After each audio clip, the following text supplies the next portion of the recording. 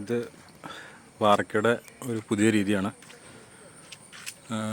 തട്ടടിച്ച് കഴിഞ്ഞിട്ട് നമ്മൾ തൂക്കി മേടിക്കണ പ്ലാസ്റ്റിക് ഷീറ്റ്, ഏറ്റവും കനം കുറഞ്ഞ പ്ലാസ്റ്റിക് ഷീറ്റ് കണ്ടോ, ഈ ഷീറ്റ് തട്ടയിൽ വിരിക്കും. എന്നിട്ട് വാർക്ക കഴിഞ്ഞത് ഇതിപ്പോൾ നിലവിൽ തട്ട് പൊളിച്ചുള്ളൊരു തേക്കാനുള്ളൊരു ആക്കിയിട്ട് തന്നെയാണ്. അപ്പം നിലവിൽ ഷീറ്റ് ചുമ്മാ ഇങ്ങനെ കീറിക്കളഞ്ഞിട്ട് തേക്കും. ഇതിൻ്റെ ഒരു മെനക്കെന്ന് എന്താണെന്ന് വെച്ചാൽ നമ്മൾ വാർക്കയുടെ